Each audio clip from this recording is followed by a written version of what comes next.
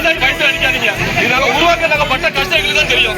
காலை 4 மணிக்கு குடும்பத்தோட பறிச்சு பிறக்கி கொண்டு வந்தோம்னா உட்கார வச்சுக்கிட்டு நீங்க எங்களுக்கு வாழ்வாதாரம் ஒரு மருந்து அடிச்சோம்னா ஒரு பணத்துக்கு கூட அடிக்க முடியாது. அடிக்கக்கூடிய உருவாக்கி ஒரு பொருள் உருவாக்கி இது உங்களுடைய போராட்டம் எங்களுக்கு தான் நஷ்டம். காய்கறிகளை சாலையில் கொட்டி கண்ணீர் விடும் விவசாயிகள். சார் தயவு செய்து விவசாயிகளை வாழ விடுங்க. விவசாயிக்குள்ள உரிமை தொகை தான் கிடைக்க மாட்டேங்குது. கிடைச்ச பொருளையாவது நாங்க கொடுக்க முடியாத அளவுக்கு ரேட்டை ஏற்றுவாங்க.